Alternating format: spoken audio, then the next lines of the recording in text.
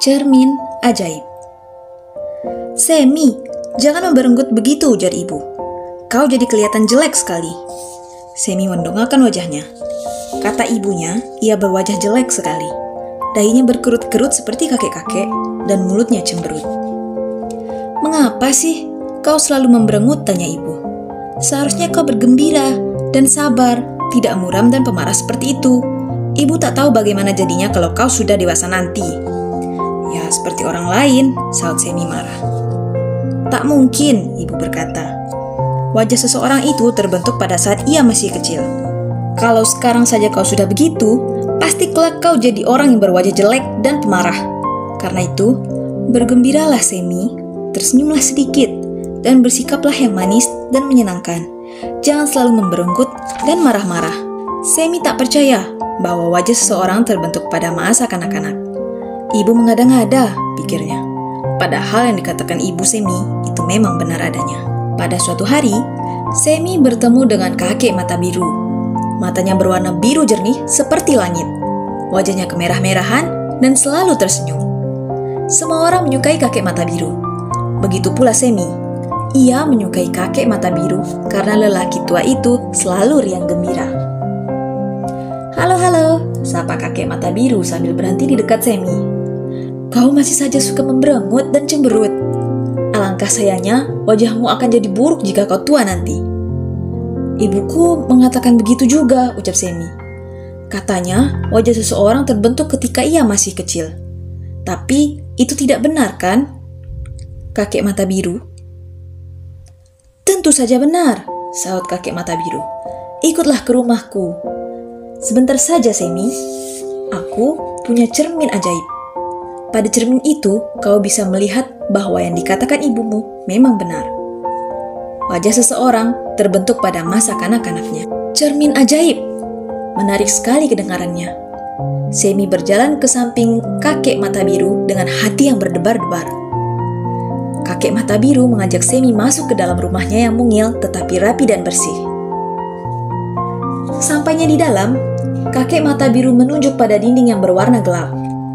Sebuah cermin bulat berbingkai perak nampak berkilau-kilauan di sana.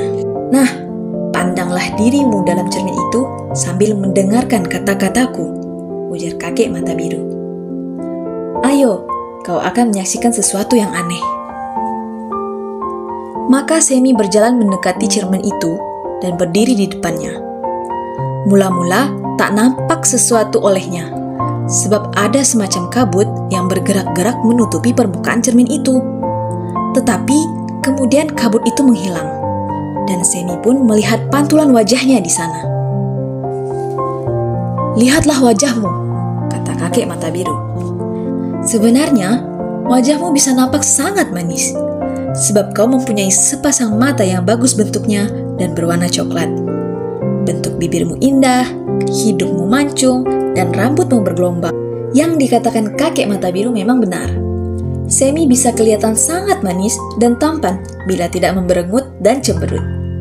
Semi masih terus memperhatikan wajahnya, sementara kakek mata biru terus berbicara dengan perlahan-lahan dan dengan nada sedikit sedih. "Tapi, lihatlah kerut-kerut pada dahimu, garis-garis yang mengerikan di antara kedua matamu, dan bibirmu yang cemberut. Lihatlah betapa suram mata coklatmu yang seharusnya berseri-seri. Perhatikanlah baik-baik." Kabut putih datang menutupi permukaan cermin lagi, sehingga beberapa saat lamanya Semi tak bisa melihat apa-apa. Lalu kabut itu hilang. Betapa kagetnya Semi, sebab nampak olehnya pada cermin itu pantulan wajahnya, tetapi ia kelihatan sudah lebih tua. "Nah," tambah kakek mata biru, "ini gambaran wajahnya 10 tahun lagi. Ia sudah jadi seorang pemuda, tetapi kelihatannya sama sekali bukan pemuda yang menyenangkan, bukan? Benar, ia kelihatan garang dan sama sekali tidak ramah. Semi tak suka melihatnya." "Nampakkah olehmu garis-garis di dahi itu?" tanya kakek mata biru. "Jadi lebih mengerikan daripada dulu, bukan? Garis-garis itu membuatnya kelihatan lebih tua. Lalu, bagaimana mulutnya? Jelek sekali, bukan? Mana ada orang yang mau berteman dengan pemuda seperti itu?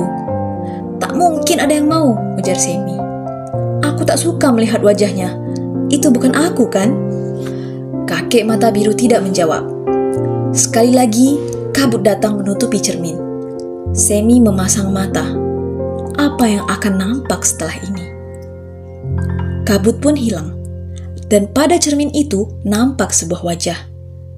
Kali ini wajah orang dewasa. Betapa benci Semi melihatnya. Wajah lelaki itu keras dan jelek, dahinya berkerut-kerut. Lihatlah kerutan-kerutan di dahinya dan garis-garis di antara kedua matanya. Garis-garis semacam itu biasanya nampak bila kita memberenggut, kata kakek mata biru itu. Wajah lelaki itu sangat buruk, ya bukan? Dan lihatlah mulutnya. Lihat pula garis yang seperti menghubungkan sisi-sisi hidung dan dagunya. Ia jadi nampak garang dan tua. Lelaki itu pasti tidak menyenangkan. Bagaimana pendapatmu, Semi? Oh, aku tak mau melihat cerminmu lagi, ucap Semi ketakutan. Sebab wajah lelaki dalam cermin tadi sangat mirip dengan wajahnya. Wajah itu hilang tertutup kabut, tetapi kabut itu segera menghilang dan nampak di sana wajah seorang kakek yang sangat jelek, garang, dan sama sekali tidak nampak bahagia. Nah, lanjut kakek mata biru. Betapa tidak menyenangkan dan mengerikan wajah orang tua itu. Ia tak punya kawan yang menyayanginya, dan tak seorang pun disayanginya. Seekor anjing pun tidak. Kasihan ya. Ya, saut Semi pelan. Aku tak mau jadi orang seperti dia. Cerminmu membuatku merasa takut.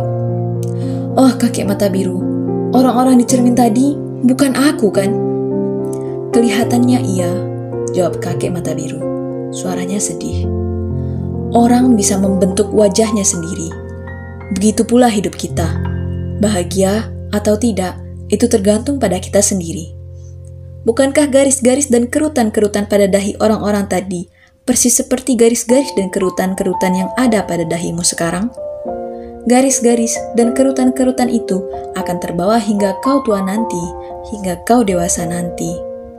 Sayang sekali, Semi. Kalau saja kau mau, kau bisa menjadi anak yang manis. Akan kucoba tersenyum. Siapa tahu wajahku jadi lain, pikirnya. Maka ia pun tersenyum. Astaga, betapa manisnya wajah anak laki-laki yang dilihatnya di cermin. Matanya kelihatan bersinar-sinar dan kerutan-kerutan di dahinya pun hilang. Orang pasti senang berteman denganku, pikir Semi. Mulai sekarang, aku tak akan memberengut dan cemberut lagi. Jadi, wajahku tak akan buruk kelak. Aku tak mau kelihatan buruk dan garang seperti orang-orang di cermin tadi. Sejak saat itu, Semi tak pernah lagi memberengut. Ia sering tersenyum dan tertawa, bukannya cemberut dan mengomel. Ia ramah dan sebentar saja temannya menjadi banyak. Tahukah kalian bahwa wajah kalian itu sebenarnya kalian bentuk sendiri? Kita bisa memilih sendiri. Pergilah bercermin dan pilih sendiri. Apakah kau ingin menjadi orang yang sangat ramah dan menyenangkan atau menjadi orang yang garang dan memberengut?